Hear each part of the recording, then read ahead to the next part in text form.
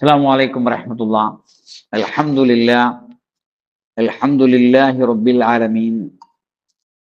Wassalatu wassalamu ala rasulihil amin wa ala alihi wa sahbihi ajma'in wa ala man ittaba'al huda ila yaumiddin.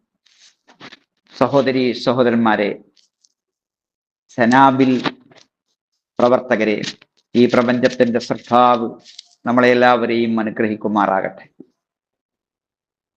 നമ്മുടെ റമദാനിലെ സജീവമായ ദിനരാത്രങ്ങൾ അനുഗ്രഹങ്ങളും പദവികളും ഉയർച്ചകളും നേടാൻ അള്ളാഹു നൽകിയ അവസരങ്ങൾ. ഈ സന്ദർഭത്തിൽ ഈ റമദാനിൽ നമ്മുടെ കൂടെ ഉണ്ടാകുമെന്ന് ആഗ്രഹിച്ച എത്രയോ ആളുകൾ മണ്ണിനടിയിലാണ്. അള്ളാഹുവേ, അവർക്ക് അനുഗ്രഹം അരുളുമാറാകണം.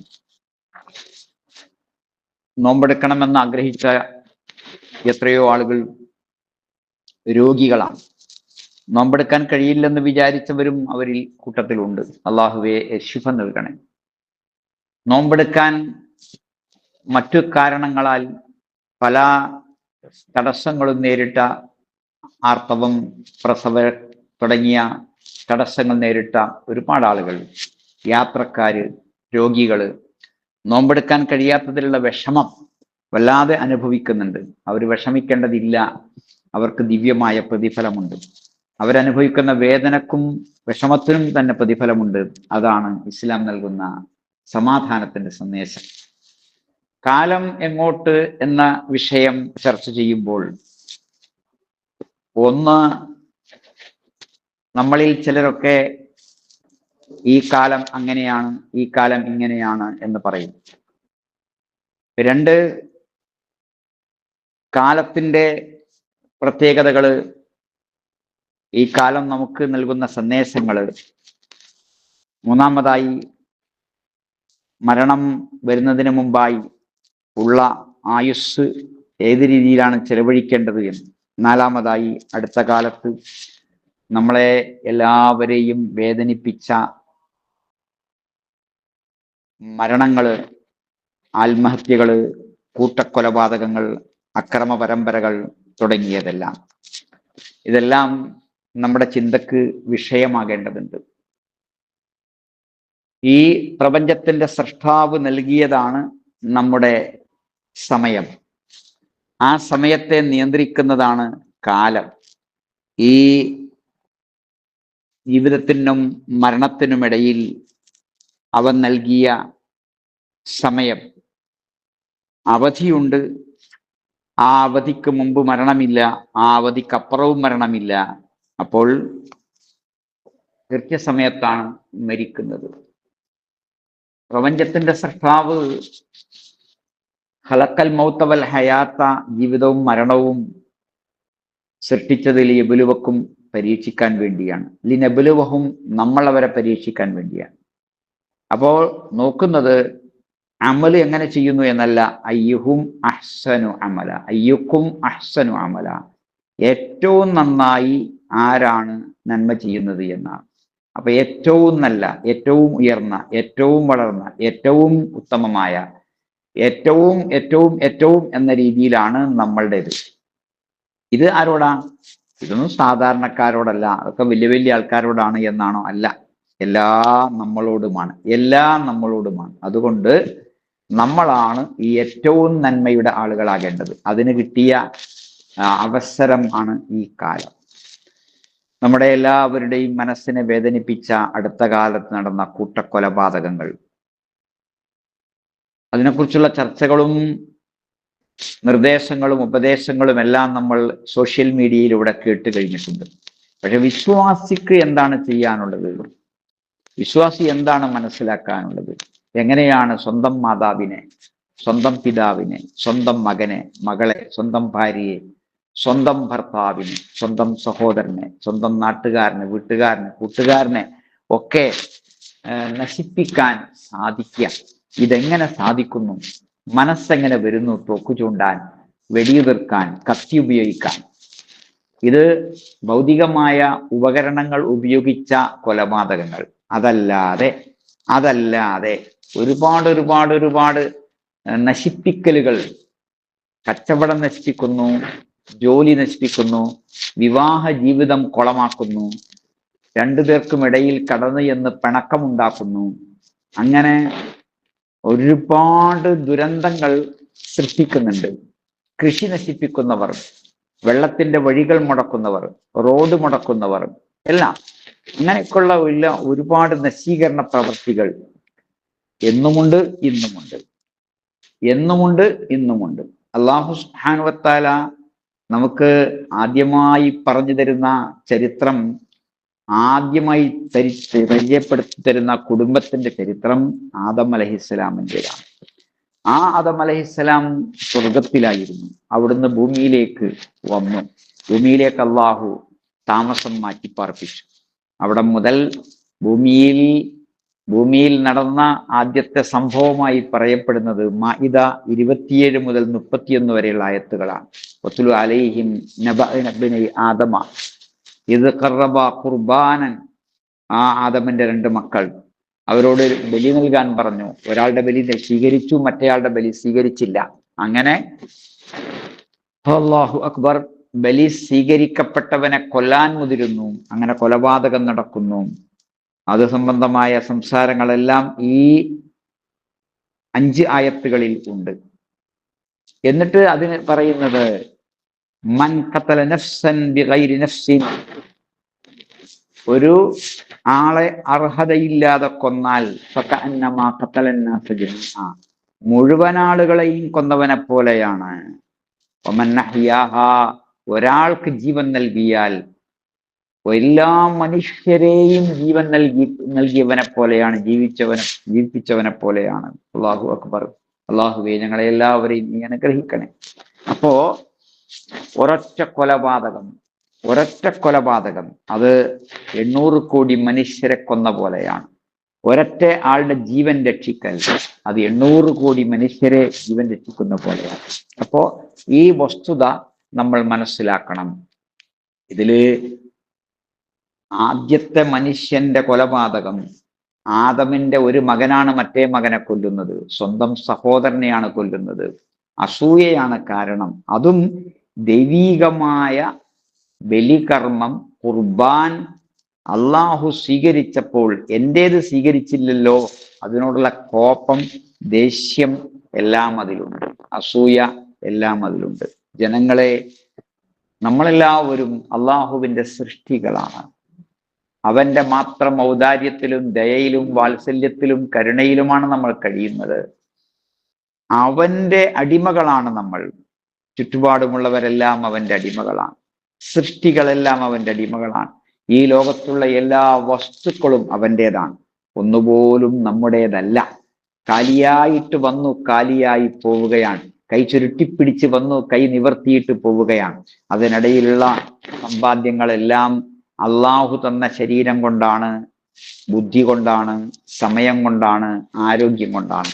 ഒന്നും നമ്മുടെ സ്വന്തം വകയല്ല. അതിനാൽ തന്നെ അസൂയയുടെ ആവശ്യം ഇല്ല. ഓരോരുത്തർക്കും അവരവരുടേതായ അനുഭവങ്ങളാണ്, സമ്പാദ്യങ്ങളാണ്. പക്ഷേ അസൂയ വേണ്ടാത്ത, അസൂയയില്ലാത്ത, അസൂയ ഉണ്ടാവുകയില്ലാത്ത ഒരു ജീവിതം നമുക്ക് വരാനുണ്ട്. അതാണ് സ്വർഗലോകം.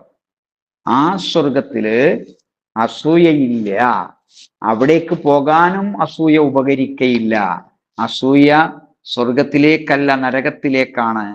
അതിനാൽ അസൂയയില്ലാത്ത ലോകത്തേക്ക് നമുക്ക് പോകാൻ ഒരുങ്ങാം. ഈ സ്വർഗമുണ്ടോ ഇല്ലേ? ഉണ്ട്. എന്തിനാണ് ആളുകൾ കൊല്ലുന്നത്, നശിപ്പിക്കുന്നത്? ശത്രുക്കളെയാണ് നശിപ്പിക്കുന്നത്. ശത്രുത ഉണ്ടെന്ന് തോന്നിപ്പിക്കുന്നവരെയാണ് നശിപ്പിക്കുന്നത്. മാർഗതടസ്സം സൃഷ്ടിക്കുന്നവരെയാണ് നശിപ്പിക്കുന്നത്. അയാൾ മണ്ണിലുണ്ടായാൽ നമുക്ക് നാശമാണ്, തടസ്സമാണ്, സന്തോഷിക്കാൻ സാധിക്കയില്ല എന്ന നിലക്ക് ഭാര്യയെ കൊല്ലുന്ന, മക്കളെ കൊല്ലുന്ന കാമുകന്മാരുണ്ട്, കാമുകിമാരുണ്ട്. സ്വന്തം ഭർത്താവിന്റെ കാമുകിയെ കൊല്ലുന്നവരുണ്ട്. കാമുകിയുണ്ടെന്നറിഞ്ഞിട്ട് ആ കാമുകിയെ കൊല്ലുന്നവരുണ്ട്, കാമുകനെ കൊല്ലുന്നവരുണ്ട്. എല്ലാം സുഖജീവിതത്തിന്റെ ആവശ്യത്തിന് വേണ്ടിയാണ്. ഗവൺമെന്റ് ഉണ്ട് ഇവിടെ. അതിനാൽ പോലീസ് സ്റ്റേഷൻ മുതൽ സുപ്രീം കോടതി വരെയുള്ള സംവിധാനങ്ങളാണ് നമുക്ക് എല്ലാ നിയമങ്ങളും നടപ്പാക്കാൻ വേണ്ടത്. അതിനാൽ സ്വന്തമായി നമ്മൾ നിയമങ്ങൾ കയ്യിലെടുക്കാൻ പാടില്ല എന്നതാണ് വസ്തുത. നിയമങ്ങൾ കയ്യിലെടുക്കരുത്. അപ്പൊ ഇവിടെ ഈ സ്വസ്ഥതയും സമാധാനവും ലഭിക്കാനുള്ള മാർഗം എന്താണ്? നമ്മുടെ വിഷമങ്ങൾക്ക്, പ്രയാസങ്ങൾക്ക്, കഷ്ടപ്പാടുകൾക്ക് പരിഹാരമായി സ്വർഗമുണ്ട്. സ്വർഗമുണ്ട് എന്ന് നമ്മൾ അറിയണം. ജനങ്ങളെ ആരെ കൊന്നാലും, ആർക്ക് നാശനഷ്ടങ്ങൾ വരുത്തിയാലും, ആരുപദ്രവിച്ചാലും ശരി, ചോദ്യം ചെയ്യപ്പെടുന്ന ഒരു വിചാരണയുണ്ട്, വിചാരണ ദിവസമുണ്ട്. അന്ന് നമ്മളുടെ പ്രവൃത്തികൾക്ക് ചോദ്യം വരുന്നുണ്ട്.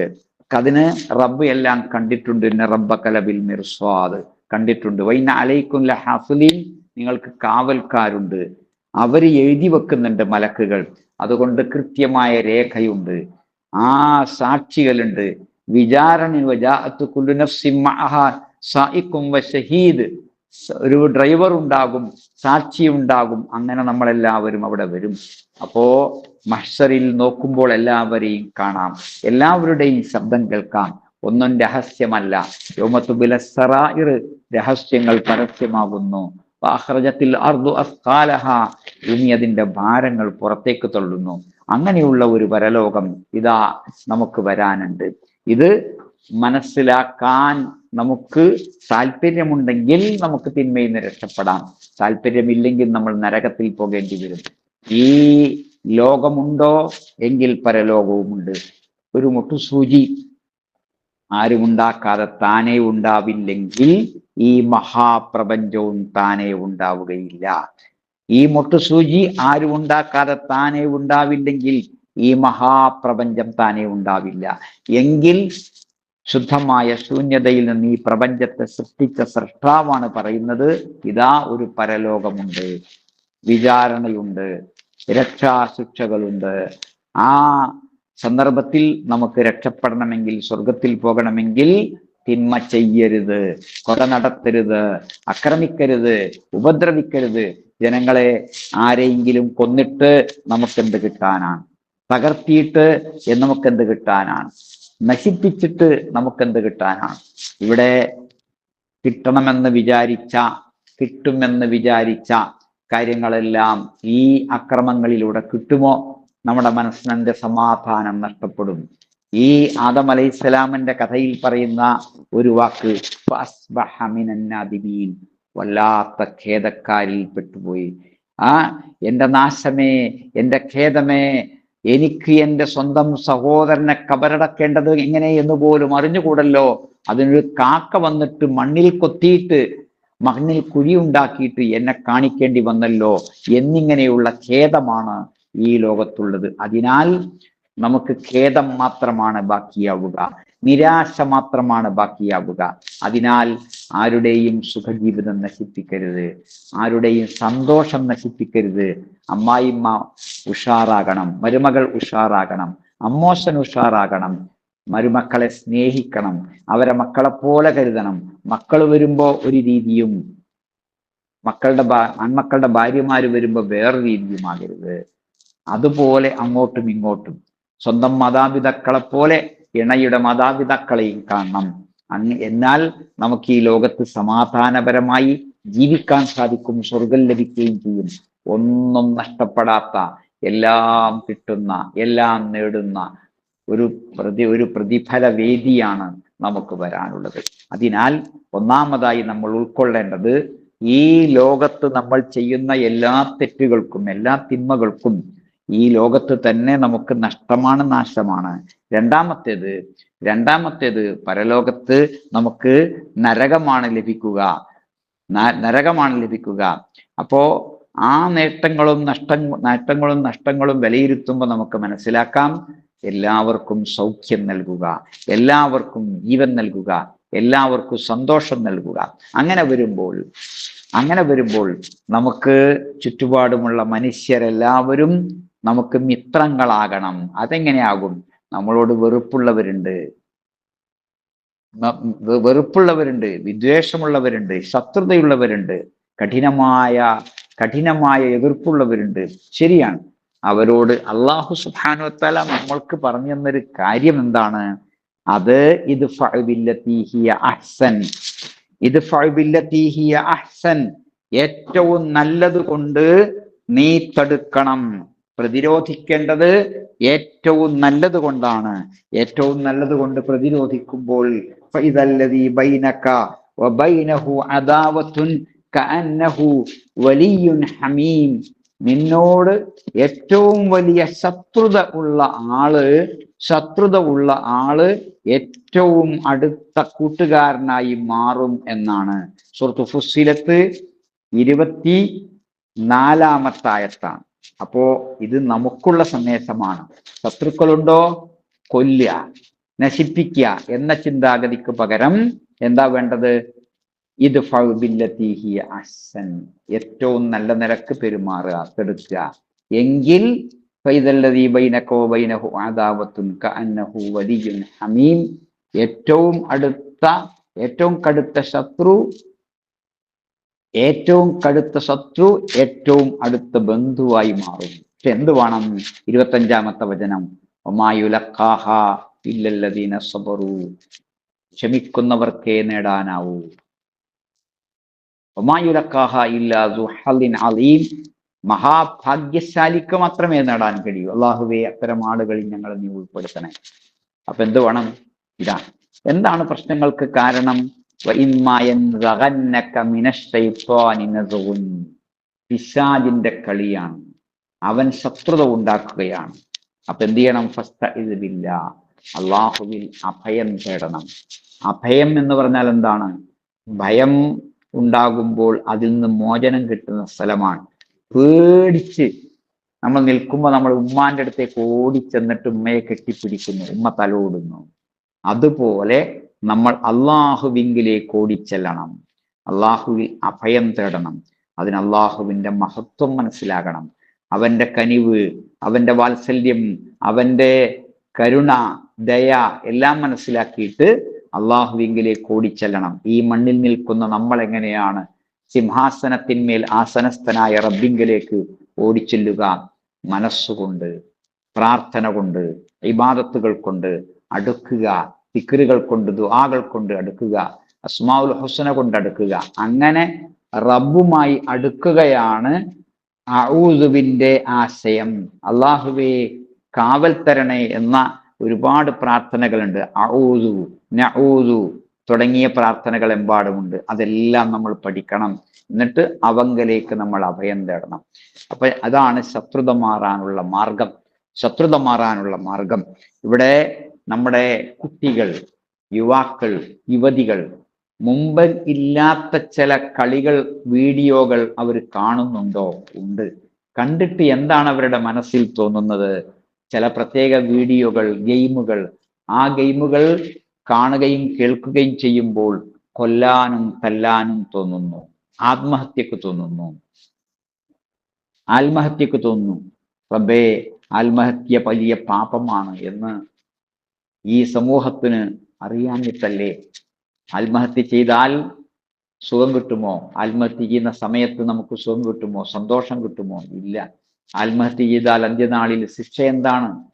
പരലോകത്ത് നരകത്തിലെ ശിക്ഷ എന്താണ്? ആത്മഹത്യ തന്നെ. ജീവിതം നഷ്ടമാവുകയാണ്. അള്ളാഹു തന്ന സമയം, അവൻ തന്ന ആയുസ്, അവൻ തന്ന ജീവൻ, അവൻ തന്ന ഈ ശരീരം മുറിപ്പെടുത്തി, വിഷം കഴിച്ച്, കഴുത്തിൽ മുറുക്കി, വെടിവെച്ച് നശിപ്പിക്കുമ്പോൾ ഈ പ്രപഞ്ചത്തിന്റെ സൃഷ്ടാവിനുള്ള ധിക്കാരമാണ്. സഹോദര, ആർക്കാണ് ഗുണം? സഹോദരി, ആർക്കാണ് ഗുണം? നീ അത് ചെയ്തത് കൊണ്ട് നിനക്കെന്ത് കിട്ടി? മറ്റുള്ളവരോടുള്ള ദേഷ്യം കാരണം, കിട്ടാത്തതിനോടുള്ള നിരാശ കാരണം, പ്രേമനൈരാശ്യം, സാമ്പത്തികമായ കടബാധ്യതകള്, അതുകൊണ്ടൊക്കെ മരിച്ചാൽ എന്താണ് കിട്ടാനുള്ളത്? മറ്റുള്ളവർ കഷ്ടപ്പെടുകയല്ലേ രണ്ടാമത്തെ കാര്യം. ഒന്ന് നമ്മൾ നശിക്കുകയാണ്, രണ്ടാമത് മറ്റുള്ളവരെ നശിപ്പിക്കുകയാണ്, മറ്റുള്ളവരെ കഷ്ടപ്പെടുത്തുകയാണ്. അവരെ കഷ്ടപ്പെടുത്താൻ മരണത്തിനു കൂടി കഴിയുന്നു. മരണശേഷവും നിന്റെ പേരിൽ ആളുകൾ കഷ്ടപ്പെടുകയാണ്. ഉള്ള കാലത്ത് തന്നെ നിന്നെ കൊണ്ട് കഷ്ടപ്പാടുണ്ടായി, ബുദ്ധിമുട്ടുണ്ടായി. പിന്നെയോ എന്നിട്ട് വീണ്ടും മരിച്ച ശേഷവും നിന്നെ കൊണ്ട് കഷ്ടപ്പാടുണ്ടാവുകയാണ്. എന്തിനു മറ്റുള്ളവരെ ബുദ്ധിമുട്ടിക്കണം? അതാണോ ജന്മത്തിന്റെ ആശയം? അതാണോ ജീവിതത്തിന്റെ ആശയം? കരുണയും ദയയും വാത്സല്യവും വറ്റിപ്പോകാത്തൊരു ഹൃദയമുണ്ടായിരുന്നില്ലേ നിനക്ക്? എങ്ങനെ നീ മരിച്ചിട്ട് മറ്റുള്ളവരെ കഷ്ടപ്പെടുത്താൻ സാധിച്ചു? അതിനാൽ ആ ഒരു സംവിധാനത്തിൽ നിന്ന് ജീവിച്ചിരിക്കുന്നവർ മോചനം നേടണം, എന്നിട്ട് ധീരമായി ജീവിക്കണം. എന്തായാലും പ്രശ്നങ്ങളുണ്ട്, കടബാധ്യതകളുണ്ട്, പ്രയാസങ്ങളുണ്ട്. നമ്മൾ റബ്ബിങ്കലേക്ക് തിരിയണം. കടം വീട്ടിത്തരാൻ റബ്ബിനോട് പ്രാർത്ഥിക്കണം. അല്ലാഹുമ്മ ക്ഫിനി ബിഹലാലിക അൻ ഹറാമിക. അല്ലാഹുവേ ഹലാല് കൊണ്ട് മതിയാക്കണേ. വഅഗ്നിനാ മിനൽ ഫഖർ. ദാരിദ്ര്യത്തിൽ നിന്ന് അല്ലാഹുവേ ഞങ്ങളെ രക്ഷപ്പെടുത്തണേ എന്ന പ്രാർത്ഥന അതുകൊണ്ട് നമുക്ക് പ്രാർത്ഥിക്കുക. എന്നിട്ടോ ജീവിക്കുക. നമ്മൾ മരിക്കാൻ ആഗ്രഹിക്കണ്ട, നമ്മൾ മരിക്കാൻ കൊതിക്കണ്ട. ചത്ത് കിട്ടിയാൽ മതിയായിരുന്നു എന്ന് പറയേണ്ടതില്ല. അതുകൊണ്ട് ഈ വീഡിയോകൾ, ഗെയിമുകൾ നമുക്ക് മാറ്റിവെക്കാം. കാണുന്ന സിനിമകൾ ഒഴിവാക്കാം. സിനിമകൾ നമുക്ക് നൽകുന്ന സന്ദേശം പ്രേമത്തിൻ്റെതാണ്, ഒളിച്ചോട്ടത്തിൻ്റെതാണ്, അധികവും കൊലപാതകത്തിൻ്റെതാണ്, ആത്മഹത്യയുടേതാണ്. സഹോദര സഹോദരി, നമുക്ക് മരിക്കണ്ടേ, നമുക്ക് മരിച്ചു പോണ്ടേ, നമുക്ക് കബറിൽ ചെല്ലണ്ടേ, റബ്ബിന്റെ വിചാരണക്ക് വിധേയമാകണ്ടേ, അവന്റെ സ്വർഗത്തിന് അർഹമാകണ്ടേ, ആ ബർസഖി ജീവിതം നമുക്ക് സന്തോഷമാകണ്ടേ, വേണം. അങ്ങനെയൊന്നുണ്ടല്ലോ, ഉണ്ട്. ഈ ലോകം മുഴുവൻ പടച്ചത് റബ്ബല്ലേ. ആ റബ്ബ് നമുക്ക് നൽകിയിരിക്കുന്നതല്ലേ ഈ ജീവിതം. ഇവിടെ ഭക്ഷണം കഴിക്കാനും ആ രുചി ആസ്വദിക്കാനുമുള്ള രസം നാവിൽ നൽകിയില്ലേ, അല്ലേ? ഭക്ഷണം വേവിച്ച് ഉണ്ടാക്കാനും അത് വിവിധങ്ങളായ രീതിയിൽ പാകം ചെയ്യാനുമുള്ള കഴിവ് നൽകിയില്ലേ? വസ്ത്രങ്ങൾ നൽകിയില്ലേ? വാഹനം നൽകിയില്ലേ? വിദ്യാഭ്യാസം നൽകിയില്ലേ? ലോകമെമ്പാടും നോക്കിയാൽ കൗതുകത്തിന്റെ കാഴ്ചകൾ നൽകിയില്ലേ? അങ്ങനെ കുടുംബ ജീവിതത്തിന് അവസരം നൽകിയില്ലേ? കല്യാണം കഴിക്കൂ, കല്യാണം കഴിക്കാൻ സമ്മതിക്കൂ, മക്കളെ ധാരാളമായി ഉണ്ടാക്കൂ. മക്കൾ ധാരാളം വളരുമ്പോൾ ചുറ്റുപാടും അവർ കളിച്ച് ചിരിച്ച് വർത്താനം പറഞ്ഞ് ഉഷാറായി മുന്നോട്ട് പോകുന്നു. ആ സന്തോഷത്തിൽ പങ്കാളികളാവൂ. കുളിക്കുകയും കളിക്കുകയും ചെയ്യൂ. ഇണകളുമായി ചേർന്ന് ജീവിതം ആസ്വദിക്കൂ. ആ കൂട്ടത്തിൽ മരണശേഷം നമുക്ക് ലഭിക്കാനിരിക്കുന്ന ആ സ്വർഗത്തിന് വേണ്ടി ബാങ്ക് കൊടുക്കുമ്പോൾ എഴുന്നേറ്റ് പോയി നിസ്കരിക്കുക, ആരാധനകൾ അനുഷ്ഠാനങ്ങൾ നിർവഹിക്കുക, നോമ്പെടുക്ക്, ഇതെല്ലാം ചെയ്യൂ. എന്നിട്ട് ജീവിതം പുഷ്കലമാക്കൂ, സമ്പന്നമാക്കൂ. അപ്പൊ പിന്നെ കൊല്ലണമെന്നോ തല്ലണമെന്നോ തോന്നൂല. കോപത്തിന്റെ, താപത്തിന്റെ, ശാപത്തിന്റെ വഴികൾ തേടുകയില്ല. എല്ലാവരെയും മിത്രങ്ങളാക്കി കൊണ്ടു നടക്കാൻ നമുക്ക് സാധിക്കണം. അതിനാൽ ആ ഒരു സന്ദേശമാണ് നൽകേണ്ടത്. അപ്പോ നമ്മുടെ സമൂഹത്തിൽ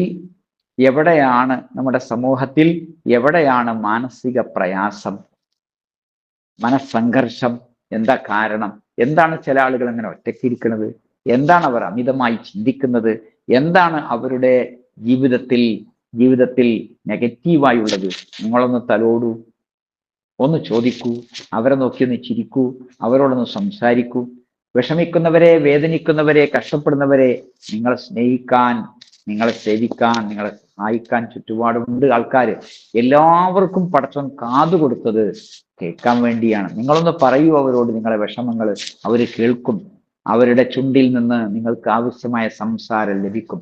അവരുടെ കണ്ണുകളിൽ നിന്നൊരു എനർജി നിങ്ങളുടെ ശരീരത്തിലേക്ക്, നിങ്ങളുടെ മനസ്സിലേക്ക് കടന്നു വരും. അവർ നിങ്ങളെ നോക്കും, അവർ നിങ്ങളെ തലോടും, അവർ നിങ്ങളെ ആശ്വസിപ്പിക്കും, സാന്ത്വനം നൽകും. അതുകൊണ്ട് നിങ്ങളെ കുടുംബങ്ങളെ അഗാധമായി സ്നേഹിക്കണം, തുറന്നു പറയണമെല്ലാം, തുറന്നു ചോദിക്കണം. നമ്മുടെ ജീവിതത്തിൽ നമ്മൾ മൊബൈലുകളിലേക്ക് പരിപൂർണമായും ഒതുങ്ങരുത്. കച്ചവടത്തിലേക്ക്, കൃഷിയിലേക്ക്, അടുക്കളയിലേക്ക് മുഴുവനായും ഒതുങ്ങരുത്. അവനവന്റെ ജോലിയിലൂടെയുള്ള മുന്നേറ്റത്തിലേക്ക് മുഴുവനായും ഒതുങ്ങരുത്. എല്ലാത്തിനും സമയം വേണം. കുറച്ച് മറ്റുള്ളവർക്ക് വേണ്ടി ചെലവഴിക്കണം. ഏഴകള്, അവശര്, വിവശര്, ദരിദ്രര്, വിഷമിക്കുന്നവര്, അവരെയൊക്കെ ഒന്ന് കൈപിടിച്ചുയർത്തണം. അപ്പോ നമ്മുടെ സമൂഹത്തിൽ മാനസിക പ്രയാസങ്ങൾ കുറയും. ഈ പ്രപഞ്ചത്തിന്റെ സൃഷ്ടാവിനെ ഓർമ്മിക്കയാണ് ഏറ്റവും നല്ല വഴി. അലാ ബിദിക്രില്ലാഹി തത്മഇന്നുൽ ഖുലൂബ്. അറിയണേ, അള്ളാഹുവിനെ കുറിച്ചുള്ള സ്മരണയാണ് സമാധാനത്തിന്റെ മാർഗം. അറിവിന്റെ സദസ്സിൽ പങ്കെടുക്കൂ. നസലത്ത് അലൈഹിമുസ് സക്കീന. മസ്ജിദിൽ പോയി ക്ലാസ് കേട്ടാൽ നസലത്ത് അലൈഹിമുസ് സക്കീന, സമാധാനമിറങ്ങും. ലാ തഹ്സൻ, ദുഃഖിക്കണ്ട, ഇന്നല്ലാഹ മഅനാ, തീർച്ചയായും അള്ളാഹു നമ്മുടെ കൂടെയുണ്ട്. അള്ളാഹു നമ്മുടെ കൂടെയുണ്ട്. ചെറിയ ചെറിയ പ്രശ്നങ്ങളാകട്ടെ വലിയ പ്രശ്നങ്ങളാകട്ടെ സഹിച്ചാൽ പ്രതിഫലമുണ്ട്, മുള്ളുകുത്തിയാൽ കൂലിയുണ്ട്. കണ്ണിന് അസുഖം വന്നാൽ സ്വർഗമാണ് കൂലി, ക്ഷമക്ക് സ്വർഗമല്ലാതെ പ്രതിഫലമില്ല. അതുകൊണ്ട് വിഷമിക്കുന്നവരെ, വേദനിക്കുന്നവരെ, കഷ്ടപ്പെടുന്നവരെ സന്തോഷിക്കൂ. വിഷമങ്ങളും കഷ്ടപ്പാടുകളും ദാരിദ്ര്യവും മറികടക്കാൻ ഹറാമിനെ ഉപയോഗിക്കരുത്. സ്ത്രീധനം പണമായോ പണ്ടമായോ പറമ്പായോ അറയായോ വിസയായോ ജോലി വാഗ്ദാനമായോ കൊടുക്കരുത്, വാങ്ങരുത്. പലിശ കൊടുക്കരുത്, വാങ്ങരുത്. കണക്കെഴുതരുത്, സാക്ഷി നിൽക്കരുത്. കൈക്കൂലി കൊടുക്കരുത്, വാങ്ങരുത്, സാക്ഷി നിൽക്കരുത് ഒരു നിലക്കും. കാരണം നമുക്ക് മനസ്സമാധാനം ലഭിക്കണം. അപ്പോ തിന്മകളിൽ നമുക്ക് മനസ്സാക്ഷി കുത്തുണ്ടാക്കും. അൽ ഇസ്മോ മാഹി സ്വദരിക്ക, നിന്റെ മനസ്സിൽ മനസ്സാക്ഷി കുത്തി ഏൽക്കുന്നതാണ് എന്ത് തിന്മ എന്ന് പറയുന്നുണ്ട് അള്ളാഹുവിന്റെ റസൂല്. അതിനാൽ സമാധാനവും സന്തോഷവും ജീവിതത്തിൽ കളിയാടണം. എല്ലാവരും ചിരിക്കണം. തബസ്സുമുക ഫീ വജ്ഹി അഖീക സദഖ, അത് പുണ്യമാണ്, ദാനമാണ്. ആൾക്കാരെ കാണുമ്പോൾ ഒന്ന് ചിരിക്കൂ, ഒന്ന് കുശലം ചോദിക്കൂ, വർത്തമാനങ്ങൾ പറയൂ. തആൽ നതഹദ്ദസ് നുഅ്മിൻ ഖലീല, വാ ഇരിക്ക്, നമുക്ക് ലേശം ഈമാൻ കൊള്ളുക എന്നായിരുന്നു സഹാബത്ത് പറഞ്ഞിരുന്നത്. അപ്പൊ എന്താ, എവിടെയെങ്കിലും പോയി കാറ്റ് കൊള്ളുകയല്ല, ഇവിടെ ഇരുന്ന് നമുക്ക് ഈമാൻ കൊള്ളാം. കാറ്റല്ല, ഈമാൻ കൊള്ളുക, വിശ്വാസം ഉൾക്കൊള്ളുക. വിശ്വാസത്തിന്റെ കഥകൾ, ത്യാഗത്തിന്റെ കഥകൾ, ആയത്തുകൾ, ഹദീസുകൾ പറഞ്ഞു കൊടുക്കൂ. സമാധാനമാകട്ടെ ആളുകൾക്ക്. നിങ്ങൾ മുസ്ഹഫ് നിവർത്തൂ, നിങ്ങൾ വായിക്കൂ, ഓതൂ. അപ്പോൾ നിങ്ങളുടെ പ്രശ്നത്തിന് പരിഹാരമായി ആ ആയത്ത് നിങ്ങൾക്ക് നേരെ തെളിഞ്ഞു വരും.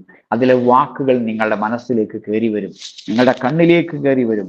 കേൾക്കൂ, കാതുകളിലേക്ക് ആ ആയത്തുകളും ഹദീസുകളും കയറി വരും. കുടുംബ സന്ദർശനങ്ങൾ നടത്തൂ, എല്ലാവരുമായും ബന്ധപ്പെടൂ. മൊബൈലുണ്ട്, ഒന്ന് സംസാരിക്കൂ. എന്നിട്ട് പാവങ്ങളുടെയും വിഷമിക്കുന്നവരുടെയും വേദനിക്കുന്നവരുടെയും കഥകൾ മനസ്സിലാക്കൂ. ആശുപത്രികളിൽ മാരകമായ അസുഖങ്ങൾ ചികിത്സിക്കപ്പെടുന്ന ക്യാൻസർ വാർഡുകളിൽ, കാഷ്വാലിറ്റികളിൽ ഒന്ന് ചെല്ലൂ. ചേരി പ്രദേശങ്ങളിലേക്ക് ചെല്ലൂ. അവരെ വിഷമങ്ങൾ കാണൂ, അവരുടെ കഷ്ടപ്പാടുകളുടെ കൂടെ ഇരിക്കൂ. ഉള്ള സമ്പത്തിൽ നിന്ന് അതനുസരിച്ച് ചെലവാക്കൂ.